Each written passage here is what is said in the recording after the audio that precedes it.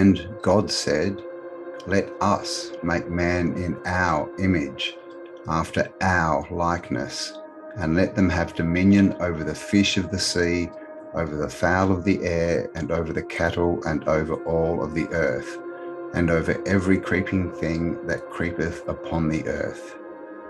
So God created man in his own image. In the image of God created he him. Male and female created he them. Genesis 1:26-27. Claiming to be wise, they became fools and exchanged the glory of the immortal God for images resembling mortal man and birds and animals and creeping things. Romans 1:22-23. The main question that I get asked about the past and history is, what happened?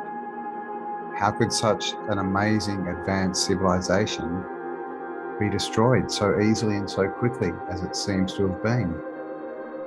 What force could do this? Are we talking war? Are we talking natural disasters? Or are we maybe talking invasion?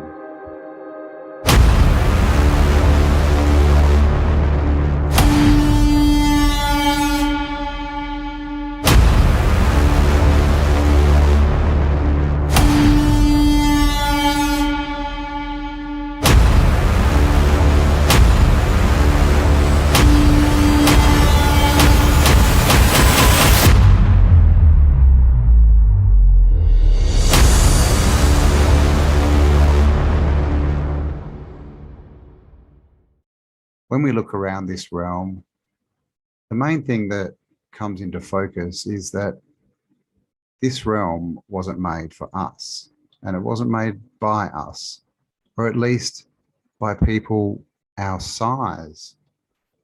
We all know that these buildings that we have are oversized, down to the doors, down to the lights in the street. So how did that civilization disappear? What happened to the giants? We also have the coneheads, Homo capensis, and they have been found all across the realm as well.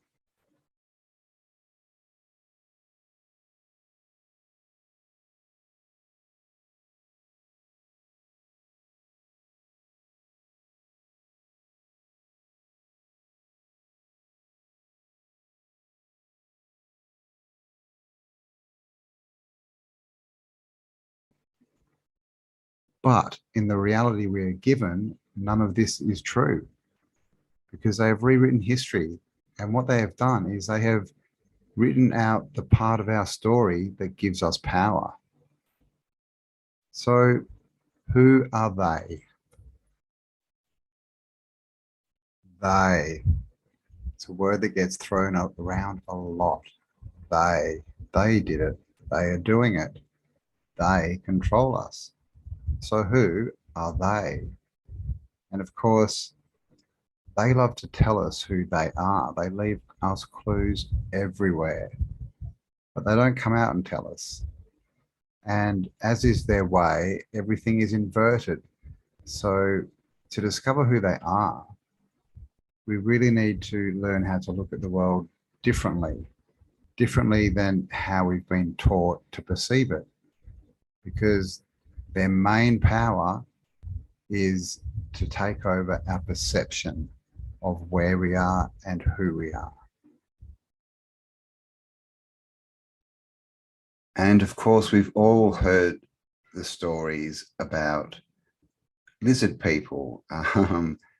You know, the people in control may have scaly skin, shall we say. I'm not sure what I can say on this platform, but you know, we have these rumors, right? And obviously this story goes back to the Garden of Eden, where they talk about the snake infiltrating, which is of course another reptile. And we have so many stories, you know, of mer people, you know, different sort of scaly lizard people.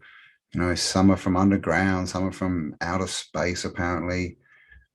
And a large part of that narrative says that these reptilians have been here a long time, longer than us even in this realm. And that part of the narrative actually links up with a few other narratives like the Dead Sea Scrolls and the story of Gaia and the creation of the demiurge, and that goes into the archons, which we know. So there is definitely this narrative of, you know, another race maybe, or at least another type of entity down here with us.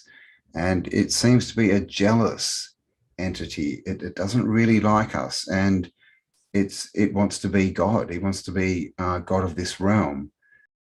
And the way they, that this entity or those entities, we'll get into what it is in future videos, but they want to create their own creation, right? But they're not creative, so they have to use what we create and then destroy it and invert it and change it to try and make it their creation.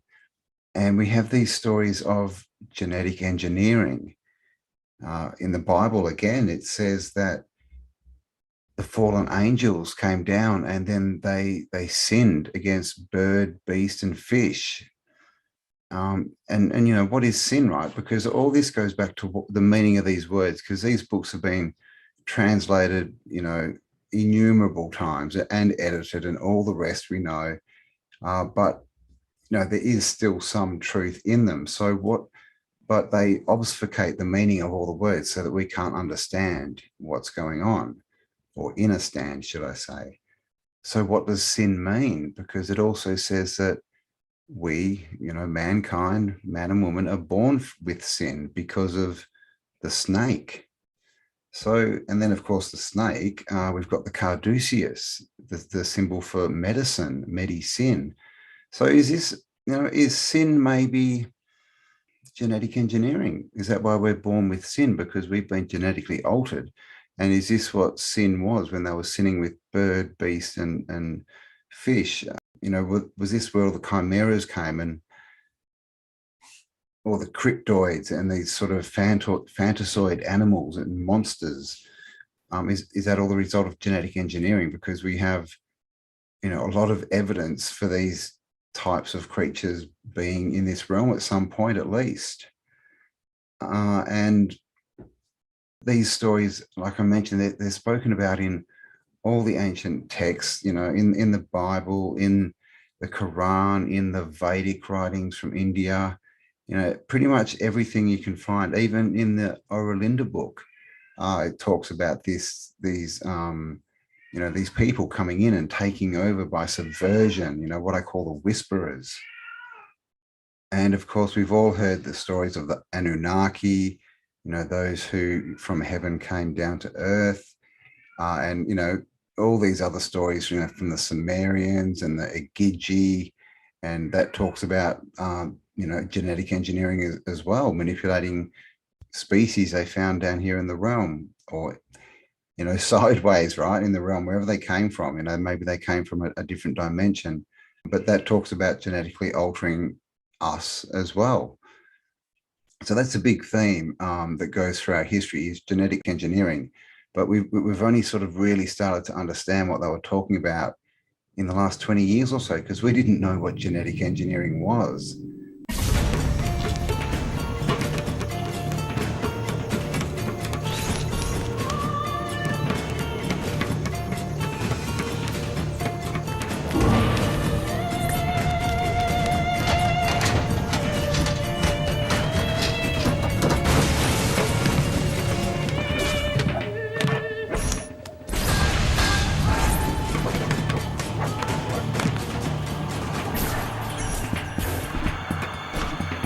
I have it. Eve. That's why the further we get down, I guess into technology, the more we're understanding the past, because the past was technological. And this is one of the biggest lies, is they tell us it was just people sitting in the mud, no technology, shovels and chisels, somehow making all these amazing buildings and artworks. But I think the story is quite different, because when we look into it, there seems to be a lot of tech going on. And of course, we have the stories, of all the ancient gods, Of course, they call the wandering stars, the planets, they're all named after gods. We have the Olympians, going back to the Titans, all these different gods, right? Small g gods, who were they? And what was their role in this invasion? Because that's what we're talking, right? Invasion. Because when you really start to dig in, it becomes pretty obvious that we've been invaded. And that doesn't mean invasion from outer space, because we know outer space is it's not surrounding us. It's probably sideways if it's anywhere.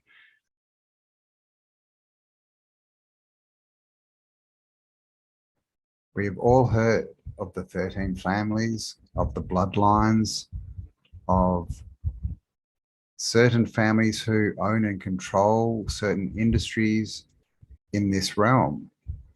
And those same families and lineages are always part of certain clubs or societies or groups. And these groups collectively control our reality, and they do it by controlling our perception. And we must be mighty powerful because they put most of their effort into controlling who we think we are and where we think we are. So when we are brought into this world, we know the first thing they do is they try and turn us into a person, into someone lost at sea, someone who they can claim. They can claim power and wealth from. Then, of course, they prick us and they want to get certain needles into us. And from then on, the assault starts. And it's in everything. It's in the food, it's in the water, it's in the air, it's in the education system, and it's in the rhetoric and the belief systems of people that get passed around as fact. And of course, after 12 years of school and all our peers and everyone around us chanting the same mantra, it's really no wonder that so many people succumb to the programming and start to see the world the way that these, let's call them parasites, want us to see it. So there you go, guys. Just a brief introduction. Part one of Did I Ever Tell You We've Been Invaded? And just to finish with, I'm just going to read If I Were the Devil by Paul Harvey from 1965. So stay awesome, guys. Enjoy this, If I Was the Devil, and I'll talk to you all on the next upload. Bye for now. If I were the devil, if I were the prince of darkness, I'd want to engulf the whole world in darkness. And I'd have a third of its real estate and 4/5 of its population. But I wouldn't be happy until I had seized the ripest apple on the tree. So I'd set about, however necessary, to take over the United States. I'd subvert the churches first. I'd begin with a campaign of whispers. With the wisdom of a serpent, I would whisper to you as I whispered to Eve, do as you please. To the young, I would whisper that the Bible is a myth. I would convince them that man created God instead of the other way around. I would confide that what's bad is good and what's good is square. And the old I would teach to pray after me, our Father which art in Washington. And then I'd get organized. I'd educate authors in how to make lurid literature exciting so that anything else would appear dull and uninteresting. I'd threaten TV with the dirtiest movies and vice versa. I'd peddle narcotics to whom I could. I'd sell alcohols to ladies and gentlemen of distinction. I'd tranquilize the rest with pills.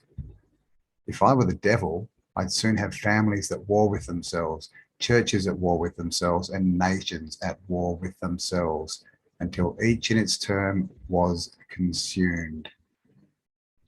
And with promises of high ratings, I'd have mesmerizing media fanning the flames. If I were the devil, I would encourage schools to refine young intellects, but neglect to discipline emotions. Just let those run wild, and before you knew it, you'd have to have drug-sniffing dogs and metal detectors in every schoolhouse door. Within a decade, I'd have prisons overflowing. I'd have judges promoting pornography. Soon I could evict God from the courthouse, then from the schoolhouse, and then from the House of Congress. And in his own churches, I would substitute psychology for religion and defy science. I would lure priests and pastors into misusing boys and girls and church money. If I were the devil, I'd make the symbols of Easter an egg and the symbol of Christmas a bottle. If I were the devil, I'd take from those who have and give to those who want, until I had killed the incentive of the ambitious. And what do you bet I could get whole states to promote gambling as the way to get rich? I would caution against extremes and hard work in patriotism and in moral conduct. I would convince the young that marriage is old-fashioned, that swinging is more fun, and that what you see on TV is the way to be. And thus, I could undress you in public and I could lure you into bed with disease for which there is no cure. In other words, if I were the devil, I'd just keep right on doing what he's doing.